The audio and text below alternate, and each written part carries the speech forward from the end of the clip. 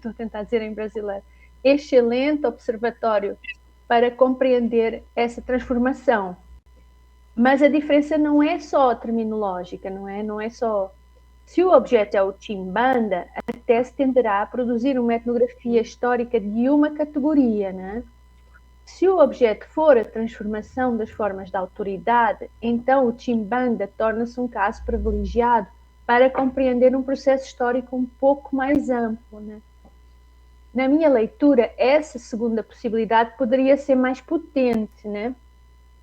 Ela deslocaria o trabalho de um estudo relativamente localizado para uma contribuição geral sobre colonialismo, autoridade, tradução cultural e reorganização das epistemologias africanas, né? Esse seria um ponto para te tensionar, né? Essa seria realmente a produção da autoridade, né? E as suas recomposições históricas, enfim, que o Chimbanda daria conta, né, de observar de uma maneira particularmente instigante, né? Mas então fica essa pergunta, né? Desculpa, só um esclarecimento. Você falou autoridade ou alteridade? Não, autoridade mesmo, sim. Isso mesmo. Alteridade eu não uso para nada, quase. Isso mesmo, só para confundir. Alteridade é um negócio que não ligo. Bom, segundo ponto, que me conduz à segunda observação. A tese afirma repetidamente que pretende resgatar ou reconstruir o significado do Chimbanda. Aí eu tenho algumas reservas em relação a essa formulação. Porque, assim, do ponto de vista antropológico, talvez não exista um significado originário esperando para ser recuperado. Não há nada lá na origem para ser recuperado, assim, porque geralmente não é assim que a história funciona, nem a vida. O próprio Chimbanda, provavelmente, sempre foi uma categoria histórica disputada, situada, heterogénea e politicamente construída, né? Mesmo antes do colonialismo, ela certamente ocupava posições distintas conforme linhagens, regiões, formas de autoridade e contextos políticos. Eu depois, mais lá à frente, vou dar uns exemplos também.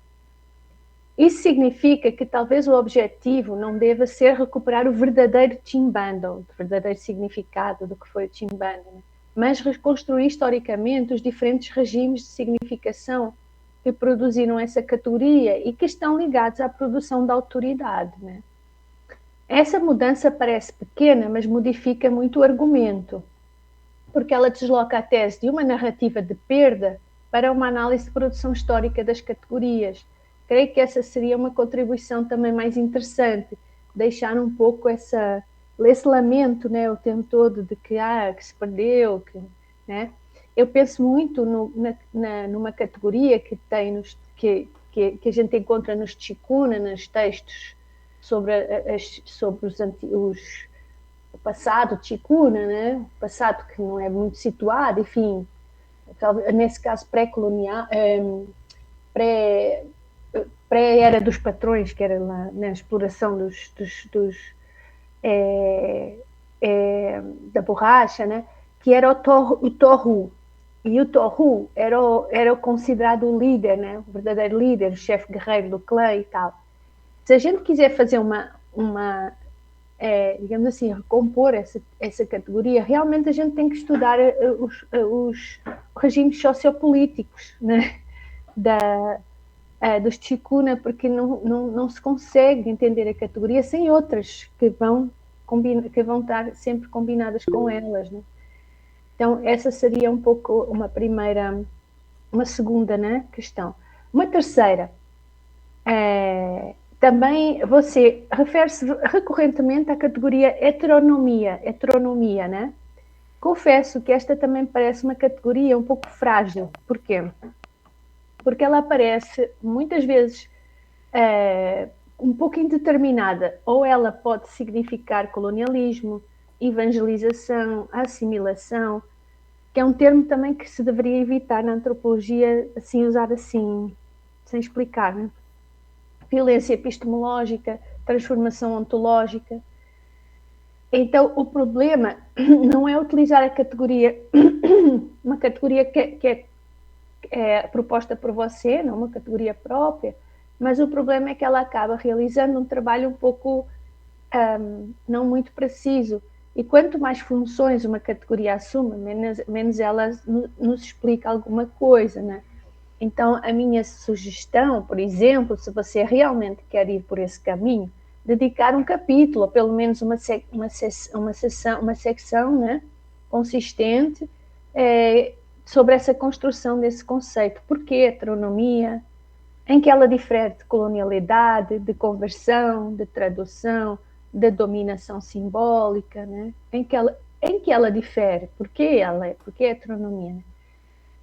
Enquanto essas distinções não estiverem claramente estabelecidas, o conceito tende a funcionar mais como uma linguagem descritiva, né, do que uma ferramenta analítica. Então, é a mesma coisa quando a gente fala polifonia, poli,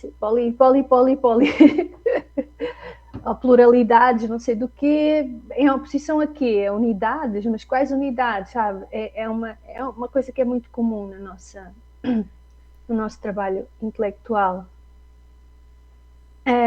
Outro ponto também que eu gostaria de discutir é a metodologia analítica, né? Você afirma que pretende deixar que as categorias emerjam da documentação, e esse princípio é ótimo, é perfeito, mas ele levanta uma questão, uma pergunta metodológica difícil, que é: como saber quando uma categoria emergiu? Como é que a gente sabe, né? Ele precisa ser respondido, esse problema, né? Porque, caso contrário, ele permanece a impressão de que o pesquisador seleciona determinadas categorias porque elas já são de partida importantes para o seu argumento, entendeu? Então, assim, isso assim, tem que explicar um pouco, né? Que assim, por exemplo, eu vou dar um exemplo. Seria mais rigoroso, talvez, no procedimento analítico, porque isso, por exemplo, quando a gente trabalha de campo, de estilo etnográfico, né, presencial, com tempo e assim, a gente vai descrevendo os processos que nos levam às categorias, né? Então, muitas vezes a gente vai descrevendo isso à medida que vai descobrindo, e esse é um rigor analítico, né, que você não pode deixar. Então, aqui, por exemplo, você teria que nos explicar como foi construída essa tabela de categorias que você nos propõe. Como você chega nisso? Porque, assim, para nós é um quadro. Sim.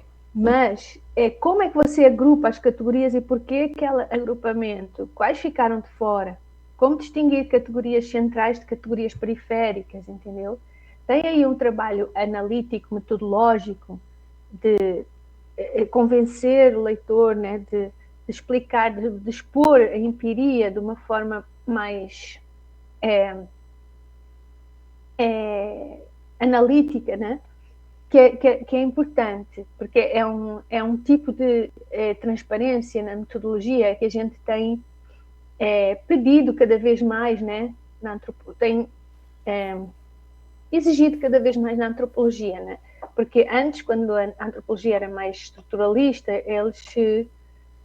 os autores tendiam a não precisar, muitas vezes, de chegar nas suas explicações teóricas formais. Né? Havia mais formalismo. Agora, dá um tempo para cá, a gente precisa dessa metodologia para acreditar nos autores, enfim. Outro aspecto que considero promissor, ainda apenas insinuado, é que o manuscrito de Abrão Ngulo parece ser tratado principalmente como uma fonte de informações. E, na minha opinião, ele é muito mais do que isso, né? Eu acho que você também vê muito mais do que como uma fonte de informações, né? Mas o manuscrito, ele é um objeto antropológico, né? Ele possui uma autoria, uma temporalidade, uma estratégia narrativa, uma posição política, uma audiência imaginada, uma linguagem própria. Então, assim, muitas vezes a gente se sente um pouco situado sem uma referência temporal no teu texto, sem uma definição de algum recorte, entendeu? E isso também parece que precisaria fazer, mas tratar o manuscrito como um objeto, que é, né? Também precisa de um certo rigor analítico para não ir só lá retirar informação, né? Então ele foi escrito num determinado contexto missionário, utiliza tecnologias missionárias de escrita, emprega categorias cristãs, mas simultaneamente ele preserva classificações ouvindo, né? Tudo isso precisa nos ser melhor apresentado, né? Isso significa que o manuscrito não é uma janela para o passado, ele é um acontecimento histórico. Entendeu? Eu acho isso. Você está com o orientador perfeito para trabalhar isso, né? Eu acho. Então, assim, até pode ser interessante até se começar por aí, justamente por aí, não perguntando o que o manuscrito diz sobre os Ovimbundu, mas que tipo de objeto histórico é esse manuscrito, né? Essa mudança de perspectiva pode alterar profundamente a qualidade analítica da pesquisa, eu acho. Há ainda uma questão teórica mais ampla que precisa de mais trabalho, assim, eu acho, que é o texto, ele provoca frequentemente uma oposição entre categorias coloniais e categorias ovimbundu. Essa oposição, ela é heurística, mas talvez excessivamente binária. Sabemos pela antropologia histórica recente, enfim, que as zonas coloniais são espaços de intensa coprodução. Eu sei que no momento ninguém gosta de ouvir isso, estamos num momento em que isso é meio maldito e eu, olha, não vou deixar de dizer, tá? Missionários aprendem categorias africanos reinterpretam conceitos cristãos, chefes locais instrumentalizam missões, convertidos traduzem cosmologias, não há apenas uma imposição. Há negociação, apropriação, criatividade, invenção. Eu sei que isso, no momento, não está na moda, entendeu? Mas eu vou trazer um exemplo, de novo, do meu trabalho, porque eu acho que às vezes também pode ajudar a perceber onde é que eu estou a querer chegar. Eu estou a trabalhar sobre violências e invenção da segurança indígena ticuna, né? E percebo que existem essas coproduções históricas, sociais, antropológicas e politicamente situadas nos grupos que a gente está chamando de autoproteção indígena, que esses e eles localmente se consideram segurança comunitária, né? Eles não são reconhecidos, como a gente sabe, os indígenas não têm força policial, não é reconhecida no Brasil, enfim, não têm, e os direitos são direitos constitucionais, sobretudo, né? Não têm direitos ainda no sentido de uma carta régia, enfim, contratos, qualquer coisa. Então, ao mesmo tempo que eles reclamam há décadas por autodeterminação, esses grupos, os Ticuna, são muitos, assim, é o maior grupo étnico do Brasil, né? Étnico-linguístico. Ao mesmo tempo que eles reclamam por isso, eles manipulam, apropriam, repetem e também reconfiguram e combinam elementos da segurança dos brancos, como eles dizem, e dos meios de referenciais, né? Referenciais sociopolíticos da fronteira, que incluem questões de ticuna, como incluem militares, incluem todo esse complexo de presenças. A capacidade de manutenção e de transformação da morfologia dos grupos, da sua organização e prática, é simultânea, tanto a manutenção dos grupos quanto a transformação dos seus estilos, digamos assim. Ela é simultânea e por isso ela confunde, por exemplo, antropólogos, indigenistas, os promotores do MPF, por exemplo, os operadores do direito e quem representa os indígenas no executivo, criando uma verdadeira disputa micro e macro sobre que autoridade deve ser autorizada a esses grupos com poderes de polícia nas aldeias.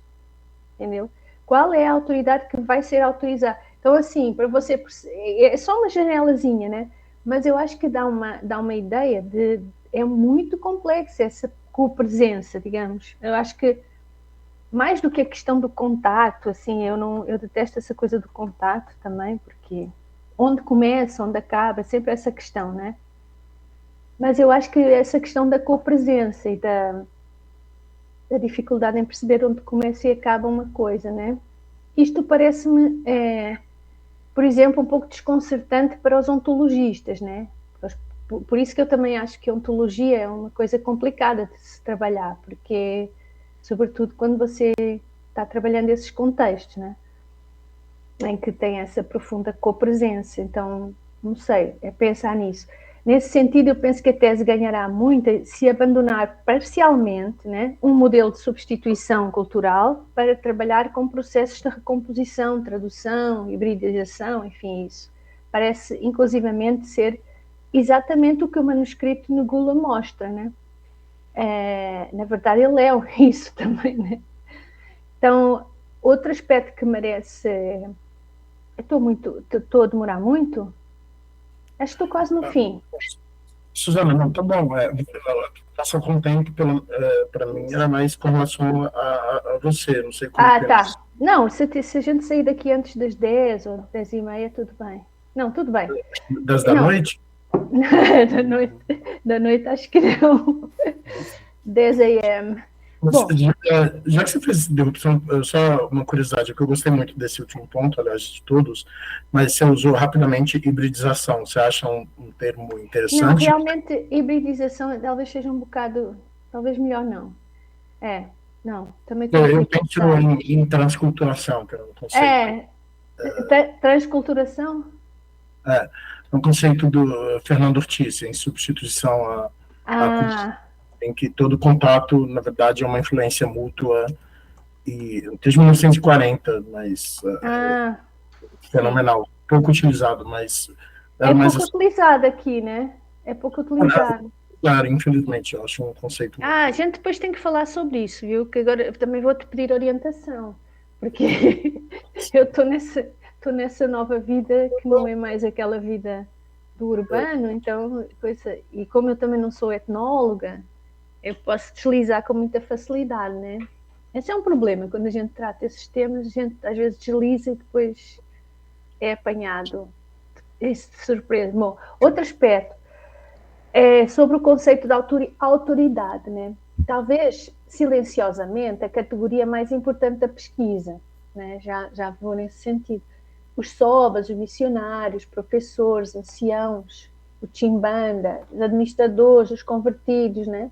Todos aparecem disputando legitimidade, né? Talvez o verdadeiro eixo da tese seja justamente mostrar como essas diferentes formas de autoridade são reorganizadas durante o colonialismo, né? Se essa hipótese estiver correta, ela poderia estruturar toda a dissertação, e cada capítulo deixaria de ser um tema isolado para representar um momento diferente da reorganização da autoridade ouvindo. Porque, por exemplo, para mim é difícil eu conseguir entender realmente a diferença entre o capítulo 3 e 4, porque eles se repetem. Parecem ser um pouco a mesma coisa, né? Sim. Então talvez você esteja forçando um pouco a barra, não sei. Me deu a mesma impressão depois também. Né? Mas é isso, porque talvez você esteja querendo meter tudo dentro de uma só categoria, né? Então, enfim, é isso. Sobre autores e assim, não vou dizer nada, porque até pensei em alguma coisa, mas acho que o João Filipe é que saberá te orientar melhor, né? Porque... Sobre o que? Desculpa. Sobre os autores, né? Tipo, isso você está bem orientado. Para finalizar, eu gostaria ainda de fazer uma observação que eu acho importante. A impressão que eu tive durante a leitura é que o Jolino descobriu algo maior do que imagina. Assim. A tese parece acreditar que está estudando uma categoria, só que, na verdade, talvez ela esteja estudando a reorganização de todo um sistema epistemológico durante a experiência colonial. E essa é uma diferença importante, né? Porque caso essa hipótese seja desenvolvida, a contribuição da pesquisa ela não interessa só mais aos estudiosos de Angola, aos africanistas, né? Ela passa a dialogar com problemas centrais da antropologia contemporânea, como categorias sobrevivem, com perguntas como categorias sobrevivem ao colonialismo, como sistemas de conhecimento são reorganizados, como documentos produzidos em situações coloniais preservam transformam ou reinventam formas locais de pensar, né? Em outras palavras, eu penso que a tese possui condições de ultrapassar o estudo do Chimbanda e oferecer uma contribuição original para uma antropologia histórica da transformação das formas de autoridade, dos regimes de conhecimento e das categorias sociais em contextos coloniais. Este me parece ser o maior potencial da pesquisa, né? Se conseguir desenvolver o trabalho nessa direção, me parece que estamos diante de uma tese, uma dissertação de excelente nível, com possibilidades reais de tornar-se uma referência para os estudos africanistas em língua portuguesa. E eu acho que seria isso, basicamente. Deixa eu ver se eu tenho aqui mais umas notas.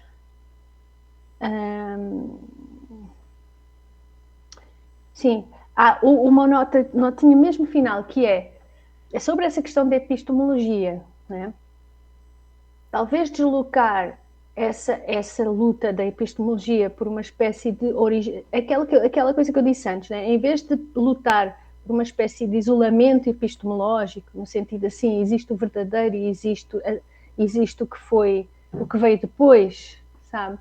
Fazer mais este trabalho de evidenciar com base nos dados, né? Esse conhecimento, essa epistemologia local, digamos assim.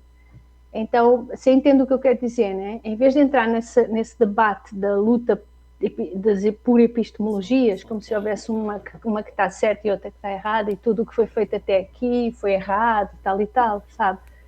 Eu acho que é melhor a contribuição ser mais centrada realmente em todas as suas descobertas e depois, eventualmente, numa tese de doutorado, então avançar, por exemplo, para uma ousadia dessas, assim, coisa mais teórica, sei lá. Enfim, seria isso, pessoal. É isso. Certo. Excelente, Suzana, muitíssimo obrigado.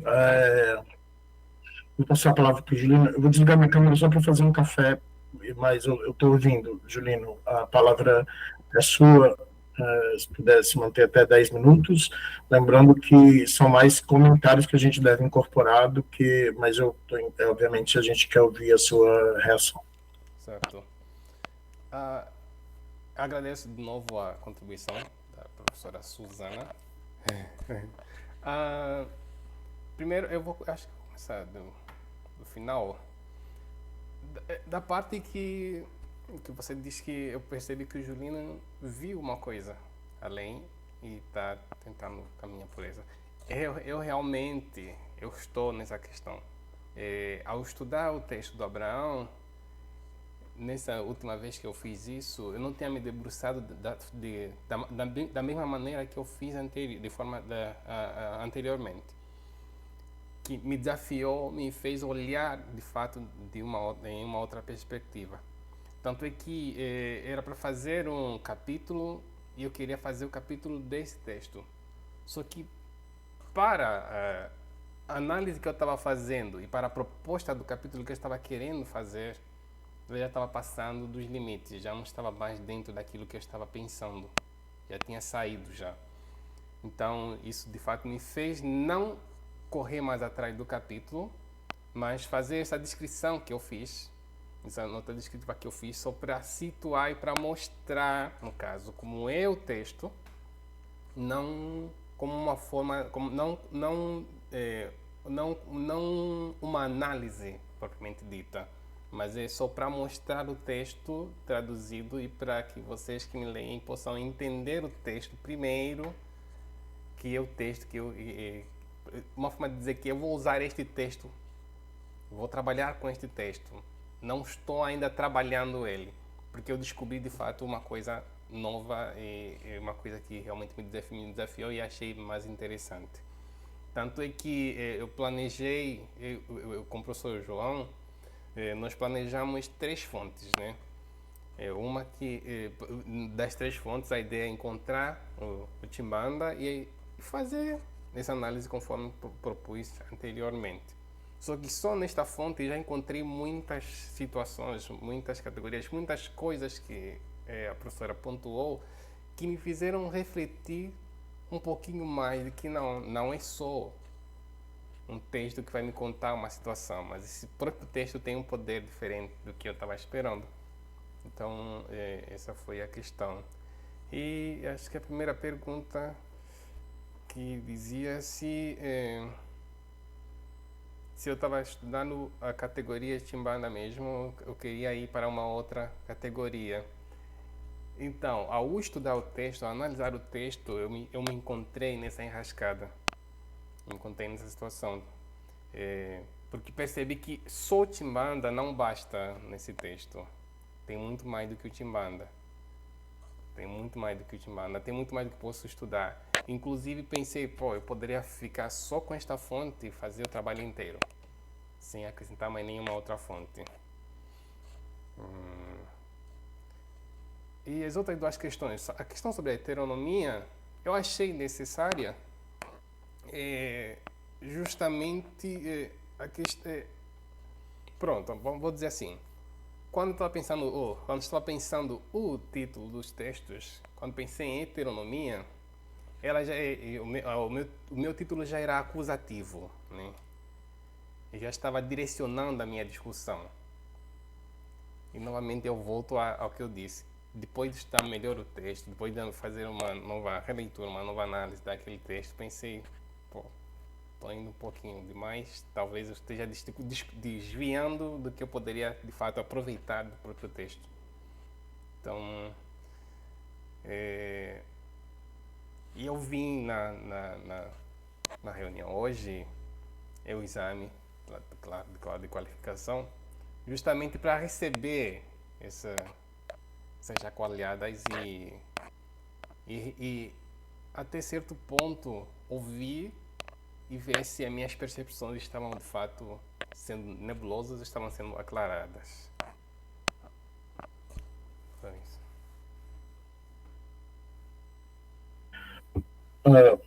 Beleza, Juliana, a gente espero que você tenha anotado, eu fiz anotações aqui, a gente vai sentar e conversar, obviamente, para incorporar essas questões, inclusive com as quais eu concordo bastante, né?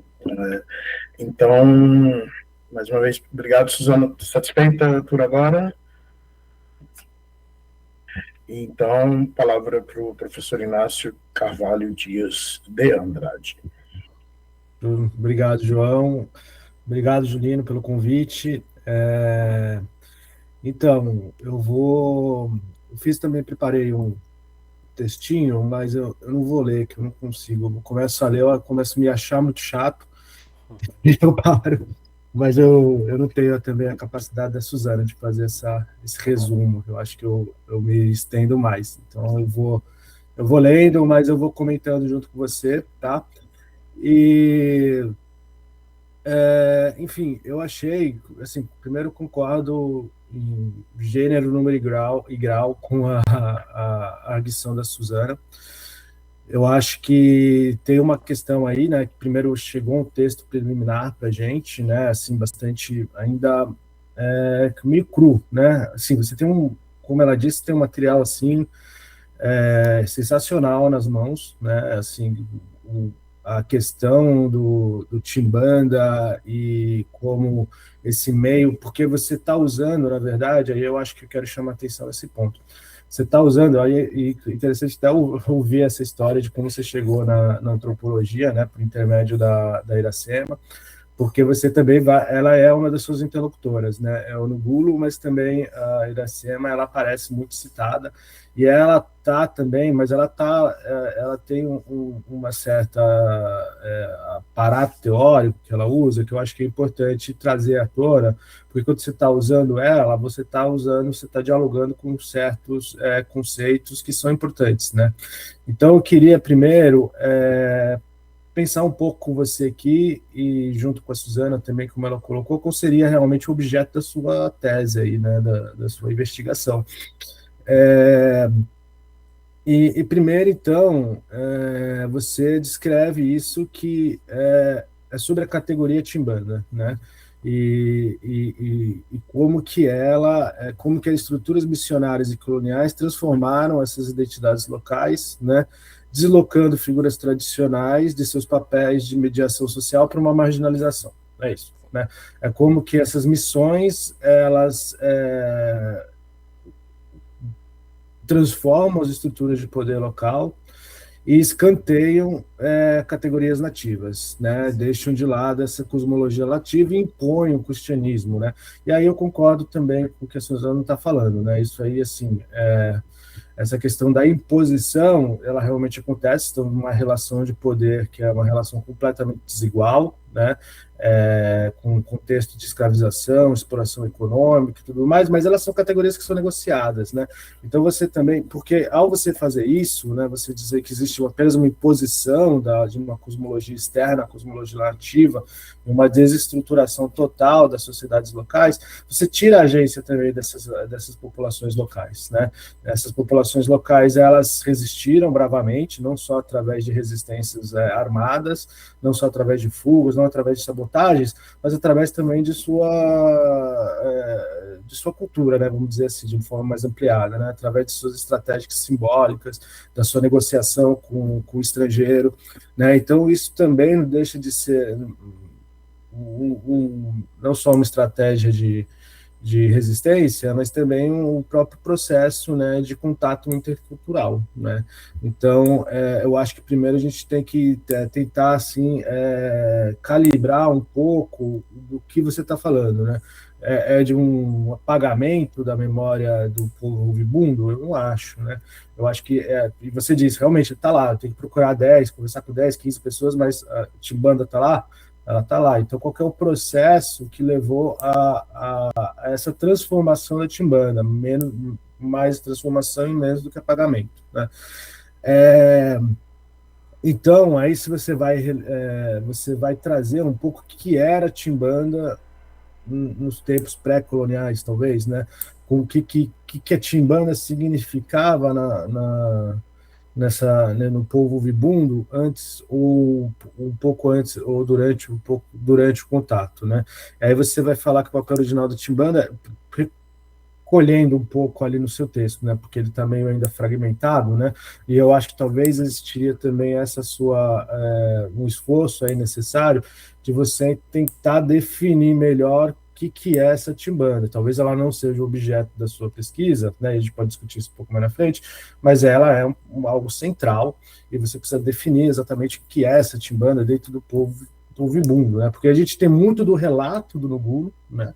Muito assim que tem trechos inteiros de citação dele, mas não existe um momento em que você deveria parar um pouco, se afastar um pouco desse texto e classificar o que é essa Timbanda, o que você está tratando como Timbanda, o que o Nugulo está tratando como Timbanda, o que ele está tratando como Timbanda é o mesmo que você está tratando como Timbanda, é o mesmo que os missionários tratavam como Timbanda.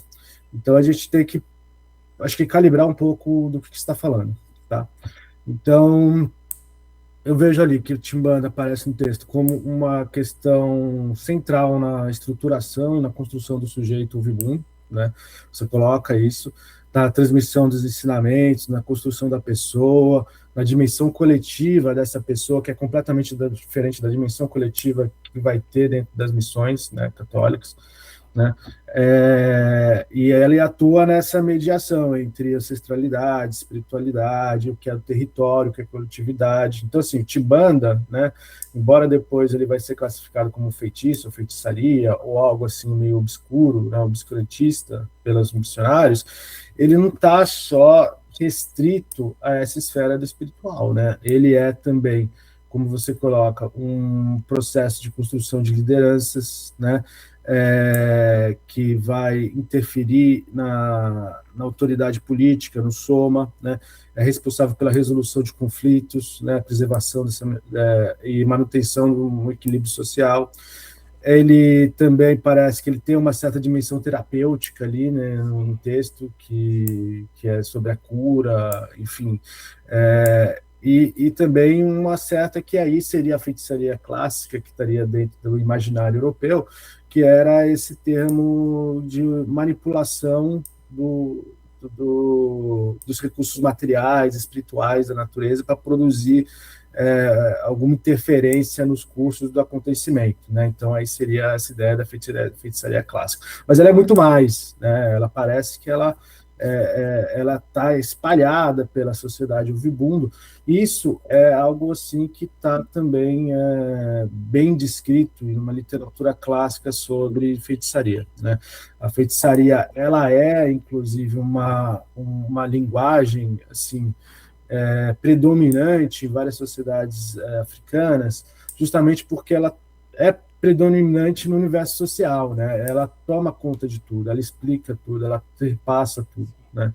E eu acho que você deve conhecer bem isso, né? Ela é algo que sim, que está atravessando todas as esferas da vida cotidiana, né? Mas aí quando os missionários chegam, eles selecionam um desses aspectos para defini-las, né? Geralmente esse aspecto do espiritual, o aspecto da manipulação da natureza, que dialoga muito com o imaginário europeu de, por exemplo, aí Malinowski, Fraser, né? Está lá, aquela coisa, uma pré-ciência, algo que é algo irracional, né? É uma religião não desenvolvida ainda, né? Que não conseguiu se unificar num Deus monoteísta, né? Com dogmas, com literaturas escritas, é algo bem primitivo.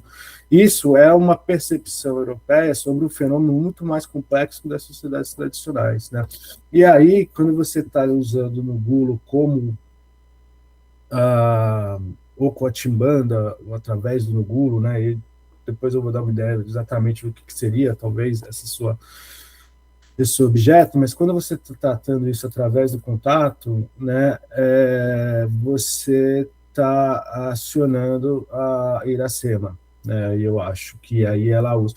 E aí eu acho que seria interessante um pouco trazer o que ela está falando, né? Porque a Iracema ela está usando mediação cultural, que é um conceito que ela deriva da orientadora dela, que é a Paula Monteiro, né? E o que é essa mediação cultural, né? E eu acho que é importante a gente trazer isso, né? Porque ela dialoga um pouco com o que a Suzana estava falando, né? Eu acho que assim, a ideia dessa mediação cultural, se você deseja seguir com ela, né? Ela é uma ideia, né? Um conceito pensado para você tentar lidar com a produção da diferença, né? Não com a diferença, mas com a construção dessa diferença. Então você vai olhar assim como se construiu essa diferença entre colonizados e colonizadores, entre povo vibundo e os missionários portugueses, antes dessa diferença estar congelada, né? Antes dela estar descrita, né, nos textos, né? Por exemplo, porque como a gente diz, né? Essa questão e aí isso dá um curto-circuito mais ou menos em algumas partes do seu texto, justamente quando você está dizendo que existe aí um apagamento da memória tibundo, do ovibundo, uma colonização mental, praticamente, né? Por que não? Porque o conceito de mediação cultural ele está ligado justamente à ideia me fugiu a palavra agora, de diálogo, né? De conversa, tem uma palavra que eu vou lembrar, mas esqueci, mas nessa construção e negociação da diferença, né? Então deixa eu explicar melhor, assim, o mediação cultural, ela deriva da Paula Monteiro de uma abordagem bourdiana, do Bourdieu. Então, assim, o Pierre Bourdieu, sociólogo, que ele tem na agência e no agente, na pessoa, uma figura assim central. Quer dizer, para você entender o Timbanda, o Timbanda a partir da ideia de mediação cultural, você vai ter que focar em determinados agentes que fizeram a tradução desses conceitos nessa zona de contato intercultural, entendeu? São agentes que, devido à sua posição no campo, devido ao seu capital cultural, devido ao seu capital social, se colocaram uma posição privilegiada para traduzir conceitos de realidades diferentes. E esse conceito produz uma coisa nova, né? Então você vê que é uma coisa bem diferente do que algo tipo assim de imposição católica sobre o povo vagabundo. Existe ali, obviamente, que existem relações de poder. Essas relações de poder influenciam na negociação de como que essa negociação é feita, naquilo que pode ser traduzido, daquilo que não pode ser traduzido, mas é um diálogo entre duas partes. E o Ngulo parece que é esse cara que faz essa tradução, né? O que você indica aqui, né? Por causa do seu passado missionário, por causa do seu entendimento do português, por causa da onde que ele estava nesse contexto social, por causa da sua trajetória, ele se colocou como um mediador, né, imprescindível nesse contexto colonial. E é isso que falta no seu texto, eu acho, a trajetória, o histórico, o contexto histórico, o que está acontecendo ali? Por que o Ngulo está ali conversando com essas pessoas? Né? Por que o Timbanda virou algo central a ser discutido nesse diálogo? Né? Isso falta assim, por exemplo, a gente entender quem que é esse Ngulo, né? O que ele está fazendo lá, da onde que ele saiu, o porquê que ele se tornou um missionário, né? E de outro lado, também falta o contexto da colonização portuguesa aí que está completamente não aparece no texto, né? E se a gente for lembrar essa época aí, se eu não me engano, é 1880, né? Que ele escreve esse livro, é isso? Eu não tenho aqui, mas eu esqueci. É final do século XIX, né? Esse é o contexto do mapa rosa português. Ele escreve, na verdade, em 1930.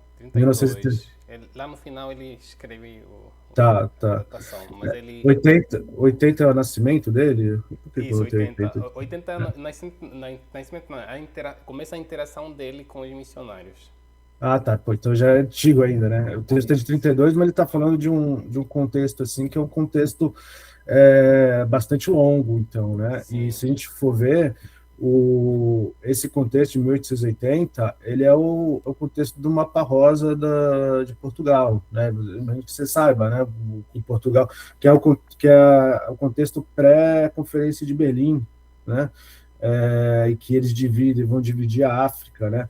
Ali, na verdade, Portugal está querendo estabelecer uma ligação terrestre entre Moçambique e Angola e dominar ali o sertão africano, onde estaria o Zimbábue, por exemplo, Malawi ali.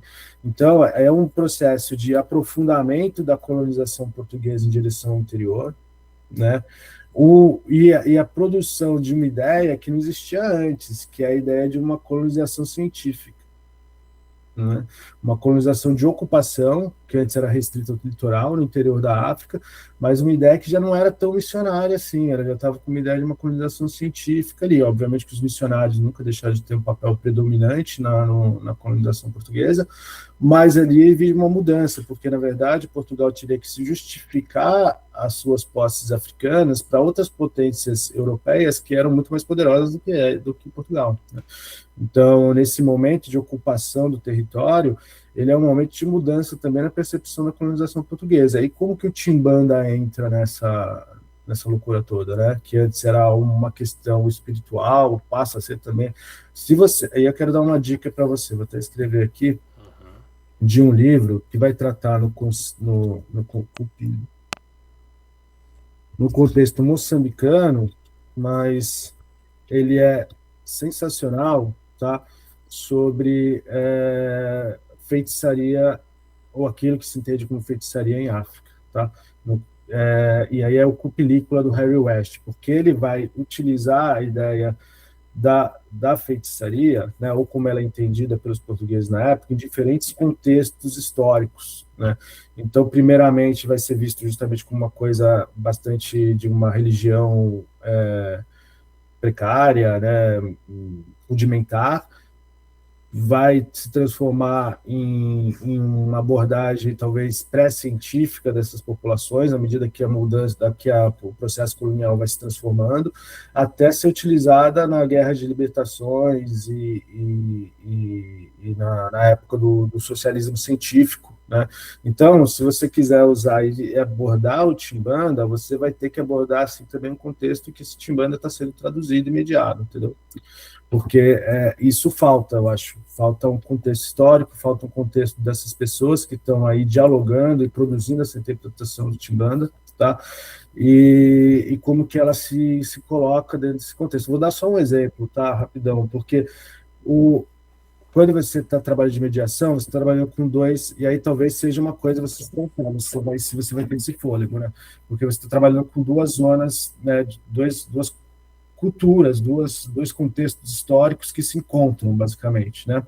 Não é, de uma forma rudimentar. Mas, por exemplo, teve uma questão, né, das missões nórdicas da Suécia na África do Sul, né? As missões nórdicas da Suécia na África do Sul, eles são um contexto assim, super legal de entender, de ter na cabeça, porque ele explica justamente isso, né? As missões nórdicas da África do Sul, no povo Zulu, eles são bastante interessantes, porque no final do século XIX, eles já estavam meio que lidando com uma questão que o Vaticano vai lidar só na década de 60, que é a utilização das linguagens nativas para evangelização, né? Vai ter o Concílio II do Vaticano, que vai liberar, assim, como vamos dizer, uma certa leitura, uma interpretação mais flexível da Bíblia, para a evangelização dentro de linguagens tradicionais. Então, você vai permitir, por exemplo, a tradução da Bíblia em outras línguas, a interpretação das escrituras a partir de conhecimentos tradicionais, algo que era antes não visto, né? Mas em 1800 Como é que se chama esse concílio? Acho que o Gilino deve saber melhor, mas eu acho que é o Concílio II do Vaticano, né, o Gilino? Você que é teólogo, não sei se você... Na verdade, eu estudo ainda a história, o princípio, não essa parte moderna, não. Tá. Eu acho que é 1960, tá? Mas acontece que os suecos, eles estavam já lidando com essas questões no final do século XIX, porque, assim, teve uma modernização na Suécia, né? Uma modernização tardia, porque a Suécia e os países escandinavos, eles basicamente importavam lenha para a Revolução Industrial da Inglaterra, né? Mas aí, no final do século XIX, tem uma elite urbana de Estocolmo que resolve fazer assim, não, vamos modernizar esse país aqui. E começa a tem um projeto de modernização. Mas esse projeto de modernização era um projeto liderado pela Igreja Sueca, que é uma igreja nacional, né? Tem uma igreja oficial da Suécia, né? Ela era parte do Estado até pouco tempo atrás. Então, ela é uma igreja oficial, e eles começam o processo de modernização pelo campo. Só que esse processo ele é visto pelas populações camponesas como uma imposição da elite urbana de Estocolmo em cima das tradições rurais daqueles povos da Suécia, das zonas rurais. E eles têm as igrejas dele lá, né? O que acontece? O missionarismo sueco já tinha uma tradição, né? Só que liderado pela igreja sueca, que era uma igreja estatal ligada a esse projeto de modernização da capital, né? As igrejas rurais, outras menores, elas também se desenvolvem um projeto de missionarismo em oposição a esse projeto modernizante da Suécia, da capital sueca.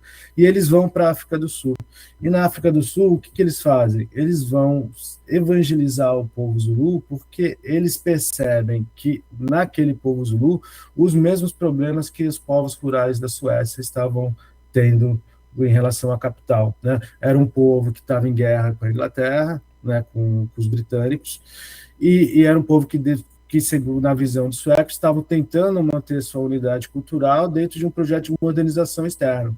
E aí você vê, cara, os suecos foram até os povos zulus, não preocupados exatamente com o povo zulu, mas também que em mente com problemas nacionais que eles tinham lá, né? Eu acho que é isso, quando você trabalha de mediação cultural, que você tem que ter em mente. Você está lidando com dois problemas distintos, mas que se encontram numa unidade ali de uma categoria que é o Timbanda, né? Então, você está faltando descrever essas coisas.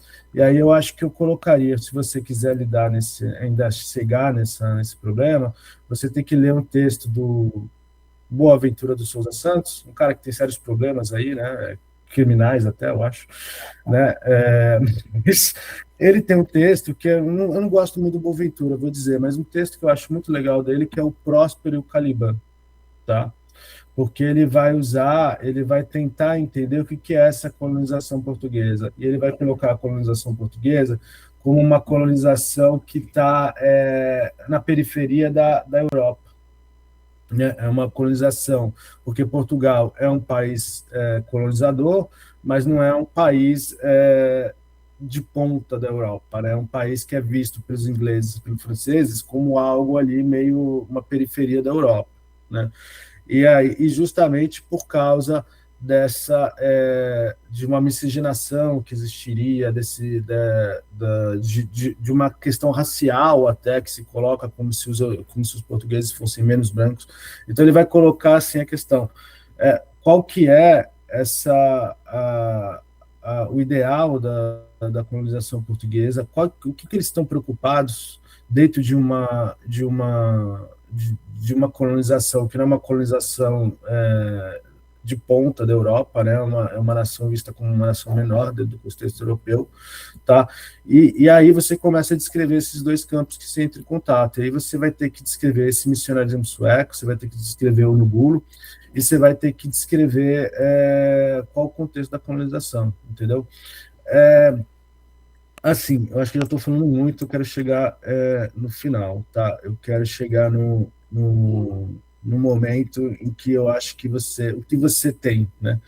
Porque o que você tem, você fala de uma etnografia, pelo que entendi, essa etnografia ela vai ser uma etnografia meio histórica, né? Uma atividade de arquivo, não sei se você tem uma viagem marcada para Angola, mas pelo que eu estou entendendo, e também o que me faltou também na é um pouco de um cronograma, né? Entender mais ou menos que pé que está, quanto tempo você tem, né? O que você vai fazer detalhadamente nos próximos meses, né? O prazo, porque talvez como a Suzana pensou, e ela disse que talvez, se eu entendi bem, se você está preocupada, mas eu acho que com a formação da autoridade política, né? Como o Timbanda ela se coloca nessa, eu acho que assim é também uma saída boa, né, sobre o que você tem que fazer, e aí eu vou até recomendar um livro de um antropólogo português que também trabalhou em Moçambique, eu acho que é isso, Em Busca dos Mundos. Eu vou até depois... Ao Encontro dos Mambos, tal. E que ele vai justamente mostrar como que a ideia da feitiçaria ela se torna central na produção de líderes dentro de um contexto colonial, tá? E é no norte de Moçambique, essa etnografia dele. E esse Cupilícula do Harry West está tudo em português, foi tudo publicado pela editora do ICS da Universidade de Lisboa, tá? Enfim, eu acho que talvez essa questão da mediação cultural e a Itimbanda quanto uma categoria de diálogo dentro desse zona de encontro é uma puta de uma tese, assim, é uma ideia assim que eu acho que você deve perseguir se você quer continuar com antropologia, fazendo doutorado, tudo mais. Mas eu acho que talvez, né, você pode indicar isso, isso pode ser uma parte da sua escrita, mas para você fazer isso, você vai ter que aumentar aí o escopo do seu estudo, né? Porque não adianta estudar só no Google, você vai ter que pegar toda a trajetória dele, você vai ter que descrever o contexto histórico dessas missões, quem eram os colonizadores ali, né? Porque essas missões, elas nunca vão sozinhas, né? Elas vão ali na esteira, ou elas vão primeiro, né, e depois chegam os comerciantes, chega a administração colonial, ou elas vão na esteira da administração colonial, elas não estão ali isoladas dentro de Angola, né? E ali era uma época de entrada em direção ao sertão, em busca de ouro, em busca de marfim, na tentativa da produção desse mapa rosa, de ligar Moçambique com Angola, tá? Então existe provavelmente entrando ali botânicos, não tanto quanto no Império Inglês, no Império Francês, que tinha muito mais dinheiro, mas existia uma necessidade de uma colonização científica para produzir uma legitimidade dos portugueses em relação às posses que eles estavam, né, requisitando. Então existia um complexo ali de colonização, que não era só missionário, né? E que também estava dialogando com esse Timbanda, né? Também estava produzindo ideias sobre esse Timbanda. Se você for de Moçambique até hoje, ali em Tete, em qualquer região do Vale do Zambeze, que era o ponto de saída do Oceano Índico para encontrar ali no Angola, o pessoal fala de feitiçaria como botânica até hoje. Mas isso é coisa isso é botânica. Por que é botânica? Porque tinha cientistas que iam lá estudar botânica. Eles iam procurando ele e falavam: ah, você conhece a botânica da região, né? Então, o que é? Então, assim, a Timbanda, ela também pode estar ligada com outros tipos de diálogo e de mediação cultural, que não é só o missionarismo. Ele pode estar ligado com a esfera científica, ele pode estar ligado com a administração colonial, com certeza está ligado com a administração colonial, né? E ainda mais que que o território Vubunda ele está logo ali na saída do litoral, né? Foi a primeira direção que os portugueses tomaram ali, né? Em direção interior. Então, tem um complexo todo que está dialogando com o Timbanda que não é tem que ser visto, né? Se você vai trabalhar com essa ideia da mediação cultural, né? Então, o que eu diria para você será que você está mais preocupado com essa questão, como a Suzana colocou, da produção das lideranças da autoridade no, no povo uvibundo e na transformação da produção dessa autoridade durante a época colonial? Se sim, né, eu acho que a Timbanda entra como um elemento central, porque dentro de uma da mais recente literatura sobre feitiçaria, a feitiçaria é uma linguagem de poder, né? É uma linguagem que as pessoas usam e utilizam e expressam para tentar, é uma filosofia, né? Ela é uma filosofia, a Timbanda. Ela está descrevendo relações de poder dentro da sociedade ouvibundo e também na relação da sociedade ouvibundo com os outros, né? Então, dá para fazer isso perfeitamente. Você vai pegar o contexto histórico, você vai analisar como que o Timbanda e o missionarismo influenciaram na produção dessas autoridades locais, né? Ou então você pode fazer, que é uma saída também, utilizar esse Nugulo, o livro do Nugulo, e fazer algo como se fosse um itinerário intelectual, né? Fazer uma etnografia do Nugulo, né? Sobre qual que é a trajetória do Nugulo, né? Como que ele se colocou em diferentes posições de poder e de mediação dentro da sociedade Vubundo com a sociedade portuguesa, né? Da colonização. Então, eu acho que, assim, o que você tem em mãos é riquíssimo, você tem toda a razão em falar que o Timbanda é um elemento para mediação cultural ali, e eu acho que assim, você pode partir e utilizar esse Timbanda para analisar diferentes coisas, né? Pode ser mediação cultural? Pode, mas eu acho que vai dar muito trabalho, e pelo tempo que parece que você tem, não vai dar muito tempo, né? E você também pode utilizar, como foi uma sugestão da Suzana, para tentar entender a formação de autoridades políticas nas sociedades tradicionais em contato com a colonização, ou então você pode usar a obra do Nugulo para tentar fazer uma etnografia dele, da trajetória dele, fazer um itinerário intelectual do Nugulo, como que ele chegou onde ele estava, o que a trajetória do Nugulo nos diz sobre a sociedade colonial em Angola daquela época, né? E eu acho, e se você quer usar o Timbanda para entender assim a filosofia do povo vibundo em contato com os colonizadores e como que ela se transforma nesse contato, eu acho sensacional também, mas eu acho que você vai precisar de um mergulho de um tempo maior que talvez você não tenha agora. E é isso, eu acho que eu falei bastante. Certo. Muito obrigado. Falou bastante, mas não demais, então, excelente. Julino? Sim, voltando à questão, quando o Inácio se refere, quando o Inácio faz a pergunta sobre como, o porquê, né, do texto, né, se eu estou usando ele como, de que maneira, aliás, eu queria usar o texto, qual o meu interesse a usar o texto. Sim, relacionando isso com o pensamento, né, com Iracema, eu pensei em usar o Abraão Angulo, primeiramente, para ele ser o meu ponto onde eu vou ver a produção da diferença, de fato.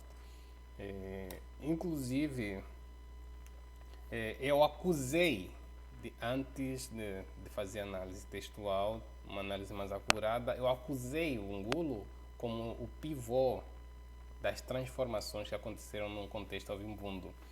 Por quê? Porque ele, de fato, ele permeia, ele gira, aliás, ele passeia nesses meios. Ele está com os professores, está com as autoridades, está com o povo, está ensinando, está criando fundando igrejas, está catequizando, está traduzindo em interlocutor. Então eu acusei ele como pivô, isso antes, primeiramente. Eu acusei ele como pivô de transformação, como aquele cara que foi o centro da revolução epistêmica. Só que ao ler, analisar, melhorar a cronologia dele, o texto tem a cronologia. Eu não propus a cronologia textual ainda, conforme o texto propõe, justamente conforme eu falei. Eu achei coisas mais interessantes e, para não atropelar o processo, eu queria de fato ouvir os vossos comentários. Mas eu queria que o Abrão Angulo fosse esse sujeito, queria me mostrar como é que foi produzida essa diferença, como é que isso tudo começou a ser construído e até que ponto chegou onde chegou. E o texto de Abrão Angulo, para mim, também, ao analisar ele, isso aqui eu já o sabia, é que ele é um texto, diria assim, que é o principal texto que eu tenho hoje e o capítulo mais importante para mim. Porque ele, de novo eu digo, ele faz a ponte, ele faz a datação das coisas, de cada coisa que acontece. Abrão Angulo foi inteligente em expor, em narrar os seus passeios. Não sei se eu coloquei essa parte, mas ele vai datando cada coisa que ele vai fazendo, cada coisa que ele vai escrevendo, ele vai datando. No ano de X eu fiz isso, no ano de X aconteceu isso, no ano de X veio assim, no ano de X veio tal. E nessa narrativa dá para interagir com outras fontes naturalmente. Por exemplo, ele fala sobre o Equiqui, que é um dos reis, Rundungulo, Rundungulo acho que foi o Equiqui I, que foi um dos reis, se não o primeiro rei que foi levado em cativeiro para Portugal. E nessa data foi levado em cativeiro para Portugal. Ele lá morre e o império envia o filho dele como um rei para tomar posse do lugar do pai. E nesse tempo, quando coloca esse sujeito, o não Ndungulo, mas o Equiqui II, aí acontece uma revolução social, uma transformação social, uma forma de poder. Oh meu Deus! Acontece algo diferente aí. A interação com o Império Colonial, no caso, no momento pré-colonial, se torna mais constante. Já se introduz uma mulher de contexto colonial, filha de colonos, dentro do próprio reino. Já uma mulher já se torna inaculo, né? Que trazendo hoje na equivalência mais próxima seria a rainha, só que não se limita nisso, porque tem outras facetas nessas equivalências, mas já se introduz uma mulher de origem colonial dentro do reino ovimbundo. Então o reino já começa a se construir de uma configuração diferente e interessante. Ele também traz a história do Mutu Yakevela, que foi um dos primeiros a lutar contra essa colonização de forma mais efetiva e nomeadamente como sendo um rei, porque Mutu Yakevela foi um dos somas, se eu bem me lembro, ou foi o moço do soma, de um dos somas, que, insatisfeito com o progresso que estava acontecendo das colônias e as administrações coloniais e a forma que estavam sendo governados, ele levantou, fez o seu motim e decidiu lutar contra essas pessoas. Então ele traz esse motim a Quevela. Então, e traz outros reis aí que eu encontro todos estes reis, todos estes somos, aliás, em outras fontes. E eu consigo dialogar com a fonte, comecei na fonte de Abraão, a fonte principal, e a partir dela eu consigo olhar para frente do que ele estava vivendo e para trás do que ele tinha ouvido falar dos seus pais, porque ele conta até histórias, ele traz até histórias de reis anteriores ao Equiques II, que era o cara que estava abrigando os missionários e professores na cidade, no caso, no contexto houve um boom da época em que ele estava vivendo. E também eu vejo ele intermediando as guerras, discutindo nas guerras e protegendo até o sujeito colonial na guerra que estava acontecendo. Ele intervém na guerra. Quando Mutu Akevela se levanta para destruir, para confrontar as administrações da época, ele vai no meio e ele defende os professores, defende, tanto é que nesse meio, um dos brancos queria acusar ele para ser para que fosse espancado ou penalizado pelo que ele tinha feito. Então, o Ngulo ele passeia muito em muitas situações, passeia em muitas categorias.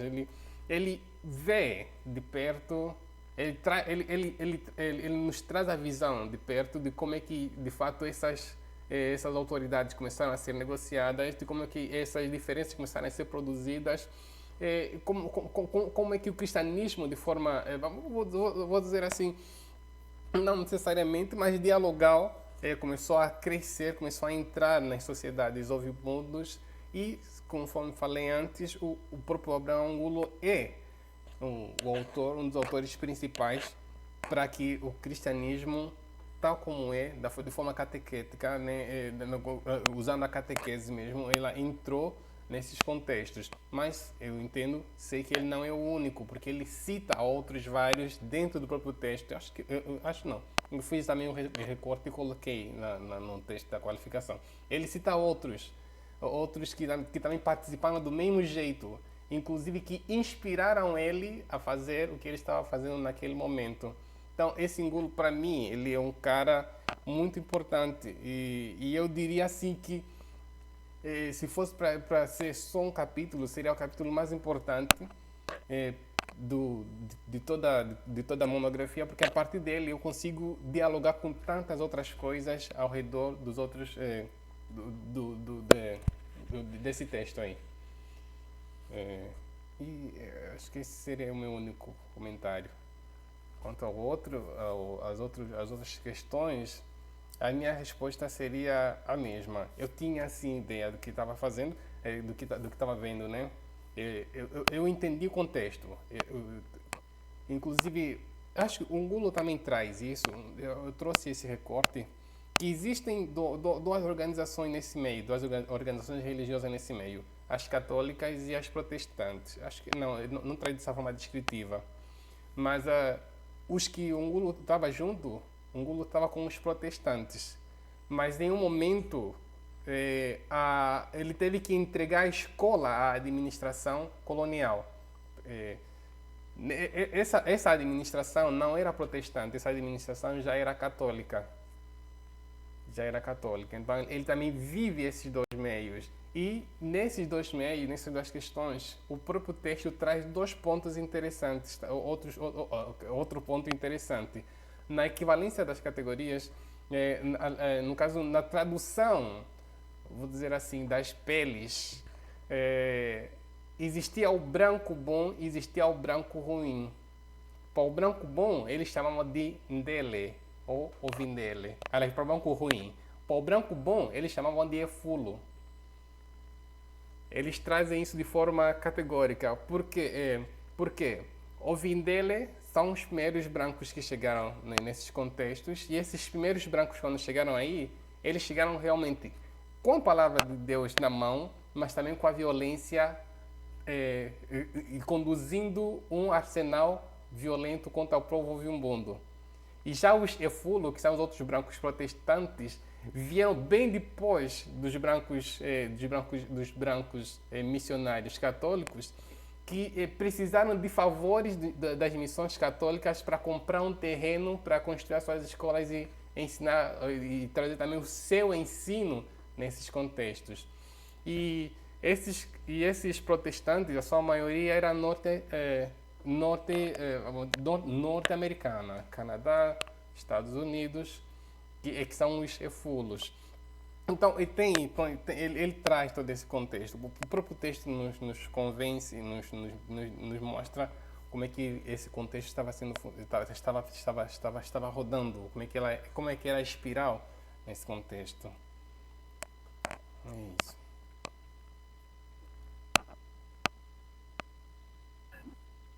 Beleza, Inácio, está satisfeito por agora? É óbvio que a dissertação que vai responder tudo isso, mas em termos da discussão. Não, estou satisfeito. Acho que é realmente isso. Mas só esse comentário que você fez aí sobre diferença entre protestantes e católicos, você já vê que o Timbanda provavelmente já tem outra forma de relação com desses dois contextos diferentes, né? Isso, por exemplo, é uma coisa que tem que estar descrito, né? Sim, eu acho que tem um problema em que às vezes o Juliano está supondo que a gente sabe muito o contexto e a gente está perdido. Isso acontece muito comigo, de saber o que ele está pegando aí, né? Então, de certa forma, eu fico contraditoriamente feliz de saber que vocês tiveram esse problema também, então, no sentido de ajudar o Juliano a resolver isso, né? Então, em termos de procedimento, Juliano, eu vou pedir para você se retirar da sala virtual. Você pode ficar aí na sua sala, claro, mas da sala virtual, e ficar atento ao seu WhatsApp, que eu te ligo quando você puder retornar, tá bom? Que a gente vai deliberar. Tá bom, estou saindo então. Procedimentalmente, tá bom? Suzana e Inácio, eu vou...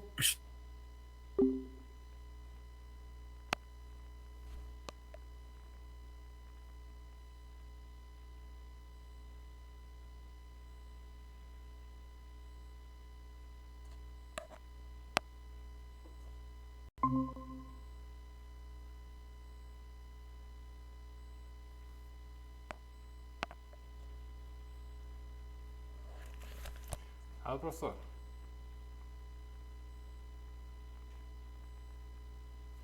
Sim, professor, alô.